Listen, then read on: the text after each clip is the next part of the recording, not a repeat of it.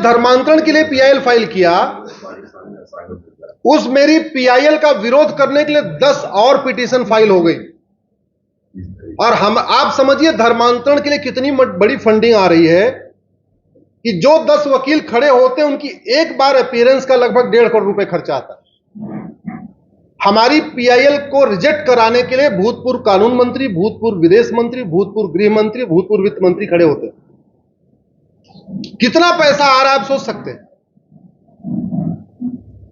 और एक fake narrative है कि मुगल यहां राज करने आए थे। मुगल भी राज करने नहीं आए थे, मुगल धर्मांतरण कराने आए थे। यह भी फेक नैरेटिव है। ईस्ट इंडिया कंपनी केवल बिजनेस करने आई थी, ब्रिटिश केवल बिजनेस करने आए थे, राज करने आए थे। ब्रिटिश भी केवल यहां धर्मांतरण कराने आए थे। मुगल भी सत्ता इसलिए चाहिए थी धर्मांतरण कराने के लिए, अंग्रेजों को सत्ता इसलिए चाहिए थी, रोजगार व्यापार वो तो चलेगा, लेकिन धर्मांतरण कराने के लिए। अब दोबारा उसको अंडू करना है। जो कन्वर्ट हो गए हैं उनको घर वापसी कराना है। तो जैसे धर्मांतरण हुआ था वैसे ही घर वापसी होगी। तलवार के दम पे धर्मांतरण हुआ था तो कानून के दम पे घर वापसी होगी। आपको ऐसे संविधान में व्यवस्था करना पड़ेगा कि भाई ठीक है, जो लोग चले गए कोई बात नहीं, आ जाए, उनका स्वागत है, उनको ये फैसिलिटीज मिलेगी। उदाहरण के लिए एक स्कीम लॉन्च हो जाए, जितने गरीब हैं जो वापस घर वापसी में आएंगे उनको 5 लाख रुपए मिलेंगे। टैक्स पेयर पैसा देने के लिए तैयार है कि नहीं? जोर से बोलिए जरा। तैयार है? जोर से बोलिए जरा। लेकिन सरकार कर नहीं सकती, अभी ये वाला संविधान करने नहीं देगा। तो हमें इसमें कुछ व्यवस्था करना पड़ेगा कि पहले तो हमें धर्म और रिलीजन को डिफाइन करना पड़ेगा। दुर्भाग्यवश हमने धर्म और रिलीजन को एक समझ लिया। हिंदू धर्म है, रिलीजन नहीं है, बाकी रिलीजन है। हमें यह व्यवस्था करना पड़ेगा, जो अभी हम धर्म को रिलीजन समझ रहे हैं, रिलीजन को धर्म समझ रहे हैं, उसको ठीक करने के लिए संविधान में आर्टिकल 25 में संशोधन करना पड़ेगा। धर्म और रिलीजन को डिफाइन करना पड़ेगा। इसलिए वहां भी 400 पार चाहिए। पूरा जो धर्मांतरण हो रहा है केवल एक शब्द के कारण हो रहा है, प्रोपोगेट। उस एक प्रोपोगेट को निकालने के लिए भी आपको 400 पार चाहिए। और कानून कितने पावरफुल होते हैं इसका एग्जाम्पल यह है, एक धारा थी 370, उस एक धारा ने कितनी बहन बेटियों का मांग उजाड़ दिया, कितनी बहन बेटियों को विधवा बना दिया, कितने लोगों को पलायन करने के लिए मजबूर किया। जैसे वो धारा खत्म हुई, शांति आ गई। आप एक बार अपनी एनालिसिस करिएगा। सरकार 2014 में आई है, 370 2019 में खत्म हुआ है। 2014 से 2019 में कितनी शांति थी, 2019 से 2024 में कितनी शांति है? क्योंकि जड़ निकल गई ना, 370 और 60% वोटिंग हुई है। एक घटिया हमने कानून धारा खत्म किया, डेमोक्रेसी आ गई वहां पे। तो वास्तव में वसुधैव कुटुंबकम की भावना मजबूत हो, नारी तू नारायणी की भावना मजबूत हो, सर्वमंगल मांगल्य की भावना मजबूत हो, यत्र नारस्तु पूज्यते रमन्ते तत्र देवता की भावना मजबूत हो, सनातन धर्म की जय हो, अधर्म का नाश हो, प्राणियों में सद्भावना हो और विश्व का कल्याण हो, भारत का कल्याण हो। इसको करने के लिए संविधान में संशोधन करना पड़ेगा। और उसके लिए चाहिए अब की बार, हम लोग अपने बातचीत में 4 वाक्य बोलते हैं। एक बार जोर से बोलिए। धर्म की, अधर्म का, प्राणियों में विश्व का।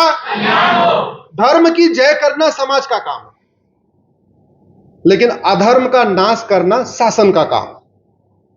हम लोग अधर्म का नाश कर सकते हैं क्या? मान लो आपके सामने एक चोर हो, चोरी कर रहा हो, आप उसको पीट सकते हो क्या? आप 100 नंबर बुला सकते हो। आपके सामने धर्मांतरण हो रहा हो, आप जाके वहां हंगामा करके लाठी डंडा चला सकते हो क्या? क्या कर सकते हो आप? 100 नंबर फोन करके पुलिस बुला सकते हो। आपको पता है ये बांग्लादेशी घुसपैठिए आ चुके हैं, आप उनको लाठी डंडे से पीट सकते हो क्या? नहीं। क्या करना पड़ेगा आपको? शासन को बुलाना पड़ेगा, शासन को मत। तो अधर्म का नाश करना किसका काम है? और मैंने पहले कहा, एक नाली वाली बंदूक कितना काम करेगी, 2 नाली वाली उससे ज्यादा करेगी, राइफल उससे ज्यादा करेगी, AK-47 और ज्यादा करेगी, AK-56 और ज्यादा करेगी। तो हमें चाहिए क्या? AK-56। चल क्या रहा है? एक नाली वाली। एक नाली से AK-56 पे आने के लिए हमें इसमें बदलाव करना है, और वो बदलाव करने के लिए कितना चाहिए आपकी बात? एक नाली भी जो है इससे चलती है, एक नाली और वोट भी इससे ही पड़ता है। हाँ, बहुत बढ़िया, बहुत बढ़िया। देखिए, कुछ बातें आप समझिए। हमने जैसे परमाणु बम बनाया हुआ है, ठीक है दीपक जी, बहुत बहुत धन्यवाद, एकदम एकदम एकदम एकदम आप चलो। हमने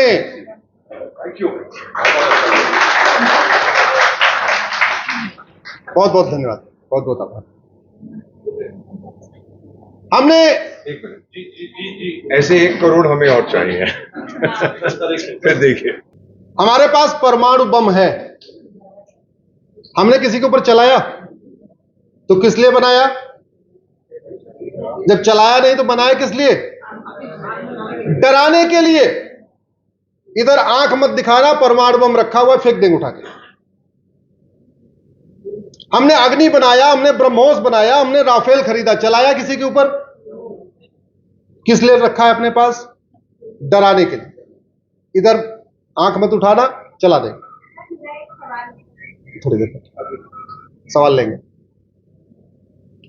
हम मॉर्निंग वॉक करते, छड़ी लेके वॉक करते हैं, क्या जितने रास्ते में कुत्ते मिलते हैं सबको पीटते हैं क्या? तो छड़ी किस लिए लेके चलते हैं? डराने के लिए। कुत्ता इधर आएगा, पीट देंगे, कुत्ता अपना छड़ी देखेगा, अपने आप ठीक से रहेगा। ऐसे जो कठोर कानून बनाए जाते हैं वो खौफ पैदा करने के लिए बनाए जाते हैं, डराने के लिए बनाए जाते हैं। और भारत में कानून का राज है, इसको समझिए। भारत में किसका राज है? और वही घटिया है, उसी को बदलना है, उसी को ठीक करना है, उसी को दुरुस्त करना है। जो समस्या भारत में है, अगर वो विश्वव्यापी समस्या नहीं है तो इसका मतलब यह हुआ हमारा कानून घटिया। जो बीमारी भारत में है अगर पूरी दुनिया में नहीं, इसका मतलब हमारी दवाई ठीक नहीं। अगर दिल्ली में ज्यादा अपराध है, दुबई में कम अपराध है, इसका मतलब नहीं कि दुबई का शासक ज्यादा अच्छा है, इसका मतलब दुबई का कानून ज्यादा अच्छा है। अगर भारत में घुसपैठ होती है, चीन में नहीं होती, इसका मतलब नहीं कि चीन का शासक ज्यादा अच्छा है, चीन की पुलिस ज्यादा अच्छी। चीन का कानून खौफ पैदा करने वाला। भारत में धर्मांतरण होता है, सिंगापुर में नहीं होता, इसका मतलब क्या? कानून का खौफ है। हमारे देश में वो है नहीं। और कानून का खौफ पैदा हो, उसके लिए भारत में जस्टिस विद इन ईयर लागू करना पड़ेगा, क्विक जस्टिस सिस्टम। आज अपराध किया, 6 महीने के अंदर सजा। जब ये खौफ पैदा हो जाएगा ना, आज अपराध किया, आज मैंने छेड़छाड़ किया, आज मैंने कुछ किया, आज मैंने ड्रग स्मगलिंग किया, आज मैंने चोरी किया, आज मैंने झपटमारी किया, आज मैंने किया, 6 महीने के अंदर सजा। फिर लोग दुरुस्त रहेंगे, फिर लोग ठीक से चलेंगे। यही तरीका है। और उसके लिए आपको सबसे पहले 1 नेशन 1 पीनल कोड चाहिए, एक देश एक दंड संहिता। ये जो 50 कानूनों का मकर जाल चल रहा है ना, भ्रष्टाचार, अपराध, चोरी, लूट, झपटमारी के अलग अलग कानून, घूसखोरी, जमाखोरी, मिलावटखोरी, कालाबाजारी, नशा तस्करी, मानव तस्करी, सोना तस्करी, जो दुनिया भर का है, इनको मर्ज करके 1 नेशन 1 पीनल कोड। उसके लिए आर्टिकल 14 को बदलना पड़ेगा। और आर्टिकल 14 फंडामेंटल राइट है, इसलिए उसके लिए क्या चाहिए आपकी बात? मुकदमे लंबे इसलिए चलते हैं कि झूठी गवाही होती है, झूठे हलफनामा होते हैं, झूठी जिरह होती है। अदरवाइज ये 50% मुकदमे तो झूठे होते हैं। भाई, एक आदमी कह रहा है कि मैंने वसीयत कराई, हमारी असली है। शर्मा जी कह रहे हैं मैंने वसीयत कराई, हमारी असली है। दोनों में किसी एक का तो सही होगा, एक का गलत होगा। अब एक एक वसीयत दो लोग क्यों करा लेते हैं? क्योंकि हमारे यहां 40 साल मुकदमा हो, सुनवाई होने के बाद हाईकोर्ट, सुप्रीम कोर्ट ये कहता है कि ये सही है, लेकिन जो गलत थे उसको क्या हुआ? कुछ हुआ क्या? तो फिर खौफ कैसे पैदा होगा? झूठ को गंभीर अपराध घोषित कर दिया जाए तो पहले हमारे दिल्ली के मुख्यमंत्री झूठ बोलना बंद कर देंगे।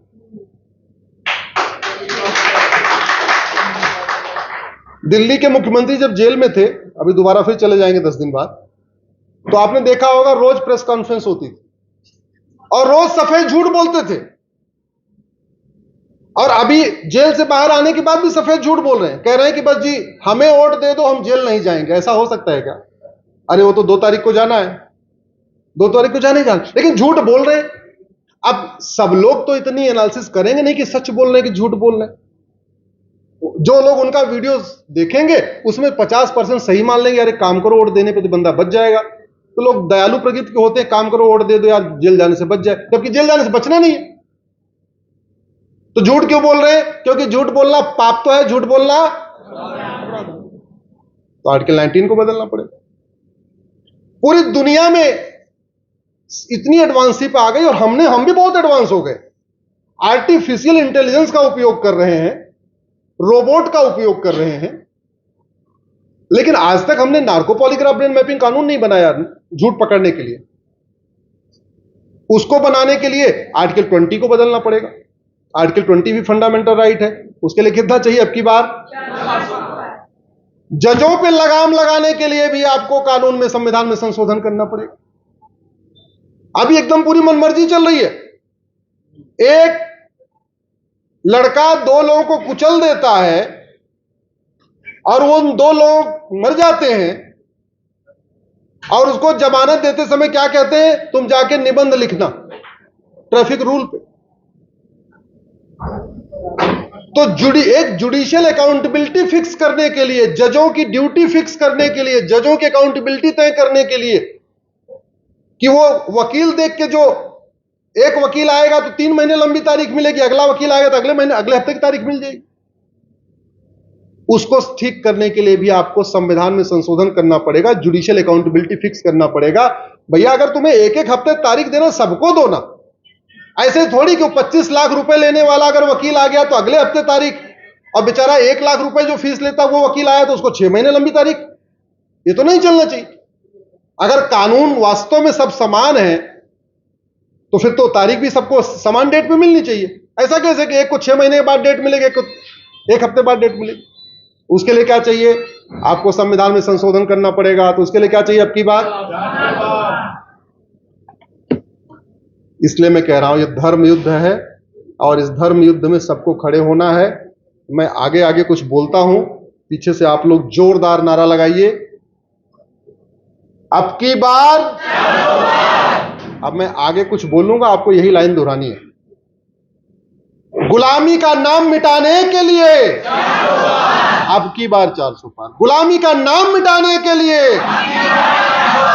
गुलामी का निशान मिटाने के लिए, गुलामी की कुरीतियां खत्म करने के लिए, गुलामी की कुप्रथाएं खत्म करने के लिए, गुलामी की पुलिस बदलने के लिए, गुलामी की न्यायिक व्यवस्था बदलने के लिए, गुलामी की प्रशासनिक व्यवस्था बदलने के लिए, गुलामी की टैक्स व्यवस्था बदलने के लिए, भारत में राम राज्य लाने के लिए, भारत को विश्व गुरु बनाने के लिए, एक भारत श्रेष्ठ भारत के लिए बहुत बहुत धन्यवाद, बहुत बहुत आभार।